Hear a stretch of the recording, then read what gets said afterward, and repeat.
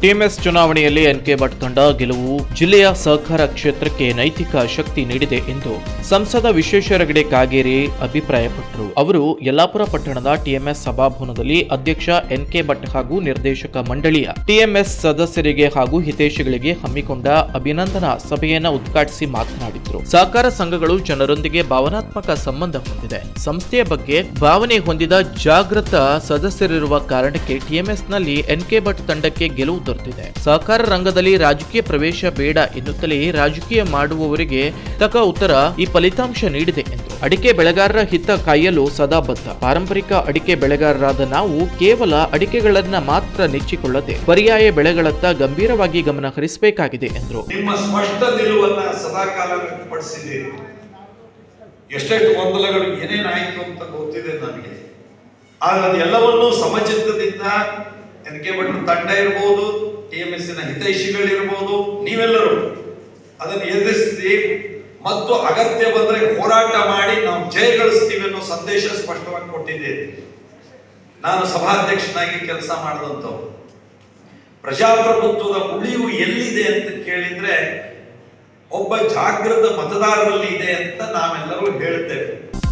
ವಿಶ್ವದರ್ಶನ ಶಿಕ್ಷಣ ಸಮೂಹ ಸಂಸ್ಥೆಯ ಅಧ್ಯಕ್ಷ ಹರಿಪ್ರಕಾಶ್ ಕೋಣೆಮನೆ ಮಾತನಾಡಿ, ಕಳೆದ 10 ವರ್ಷಗಳಿಂದ ಟಿಎಂಎಸ್, ಅನಗೋಡ ಮುಂತಾದ ಸೊಸೈಟಿಗಳಿಗೆ ಕೆಡಿಸಿಸಿ ಬ್ಯಾಂಕ್ನಿಂದ ಬರಬೇಕಾದ ಸೌಲಭ್ಯಗಳನ್ನು ಉದ್ದೇಶಪೂರ್ವಕವಾಗಿ ತಡೆಹಿಡಿಯಲಾಗಿದೆ. ಈ ದಬ್ಬಾಳಿಕೆ ಮುಂದುವರೆದರೆ ಹಿರಿಯ ಸಹಕಾರಿಗಳ ನೇತೃತ್ವದಲ್ಲಿ ಕೆಡಿಸಿಸಿ ಬ್ಯಾಂಕ್ ಎದುರು ಪ್ರತಿಭಟನೆ ನಡೆಸಲಾಗುವುದು ಅನಿವಾರ್ಯ ಎಂದರು. ಅಧ್ಯಕ್ಷತೆ ವಹಿಸಿದ ಸಂಸ್ಥೆಯ ಅಧ್ಯಕ್ಷ ಎನ್ಕೆ ಭಟ್ ಅಗ್ಗಾಶಿ ಕುಮ್ರಿ ಮಾತನಾಡಿ, ನಾನು ಸಹಕಾರಿ ಕ್ಷೇತ್ರಕ್ಕೆ ಹಣ ಗಳಿಸುವ ಉದ್ದೇಶದಿಂದ ಬಂದವನಲ್ಲ. ಸಹಕಾರ ಸೇವೆಯನ್ನ ಯಜ್ಞ ತಿಳಿದು ಪವಿತ್ರತೆಯನ್ನ ಉಳಿಸಿಕೊಂಡು ಹೋಗಬೇಕಾಗುವುದು ನನ್ನ ಉದ್ದೇಶ. ಅದೇ ನಿಟ್ಟಿನಲ್ಲಿ ಮುಂದುವರಿಯುತ್ತೇನೆ ಎಂದರು.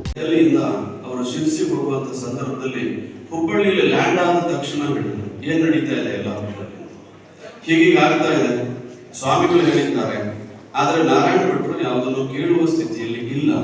ಯಾಕಂದ್ರೆ ಅಷ್ಟು ಮನಸ್ಸಿಗೆ ನೋವನ್ನ ಮಾಡ್ಕೊಂಡಿದ್ದಾರೆ ಅನ್ನುವ ಮಾತನ್ನು ಹೇಳಿದಾಗ ಸನ್ಮಾನ್ಯ ಸಂಸದರು ನಾನೊಂದು ಪ್ರಯತ್ನ ಮಾಡ್ತೇನೆ ಅಂತ ಹೇಳಿ ಆ ಸಂದರ್ಭದಲ್ಲಿ ಗಂಟೆಗಟ್ಟಲೆ ಇಲ್ಲಿದ್ದು ನಾರಾಯಣ ಭಟ್ರನ್ನ ಮನವೊಲಿಸಿ ಇವತ್ತು ನಾವು ಈ ಗೆಲುವಿನ ಸಂಭ್ರಮವನ್ನು ಸವಿಯೋದಕ್ಕೆ ಪ್ರಧಾನವಾದಂತಹ ಕಾರಣ. ಟಿಎಂಎಸ್ ಉಪಾಧ್ಯಕ್ಷ ನರಸಿಂಹ ಕೋಣೆಮನೆ, ಟಿಎಸ್ಎಸ್ ಅಧ್ಯಕ್ಷ ಗೋಪಾಲಕೃಷ್ಣ ವೈದ್ಯ, ಸಂಕಲ್ಪ ಸಂಸ್ಥೆ ಅಧ್ಯಕ್ಷ ಪ್ರಮೋದ್ ಹೆಗಡೆ, ಮುಂಡಗೋಡಿನ ಮುಖಂಡರಾದ ಎಲ್ಟಿ ಪಾಟೀಲ್ ಮುಂತಾದವರು ಮಾತನಾಡಿದರು. ಬೇರೆ ಎಲ್ಲಿಂದನೂ ನಾವು 1 ಎಕರೆ ತೆಗೆಸಿಕೊಡ್ತೇನೆ, ಇದ್ದ ಭೂಮಿ ಮಾರಾಟ ಮಾಡಬೇಡಿ ಅಂತ ಭೂಮಿ ಉಳಿಸಿದ್ದಾರೆ ಅಂತ ಮನುಷ್ಯ. 1 ರೂಪಾಯಿ ಟಿಎಡಿಎ ತಗೊಂಡಿಲ್ಲ. ಈ ತರದ ನಮ್ಮ ಸದಸ್ಯರಿಗೆ ಮತ್ತೆ ಸಲ್ಲಬೇಕಾದಂತ ಗೌರವ.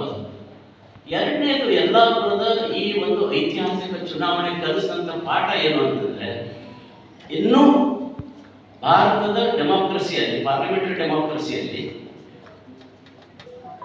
ಒಂದು ಪ್ರಾಮಾಣಿಕತೆ ಮತ್ತು ನಿಶ್ಚಿತವಾದಂಥ ಶ್ರದ್ಧೆ, ನಿಯಂತ್ರಣಗಳು ಉಳ್ಕೊಂಡಿದ್ದರೆ ಅದು ಕೋರ್ಟ್ನಲ್ಲಿ ಉಳ್ಕೊಂಡಿದೆ ಅಂತ ಹೇಳಿ ಈ ಸಲ ಕೋರ್ಟ್ ನಿರ್ಣಯ ತಿಳಿಸಿದೆ.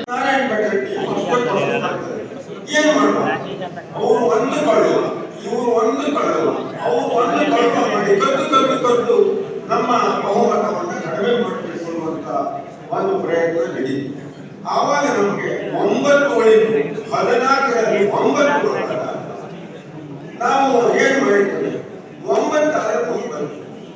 ನಾವು ಸೋತರೆ ಯಾರ ಮುಂದೆ, ನಾವು ಸೋತರೆ ಏನು ಆ ದೊಡ್ಡ ರಣದ ಮುಂದೆ ನಾವು ಸೋತರೆ, ನಾವು ಗೆದ್ದರೆ ನಮಗೆ.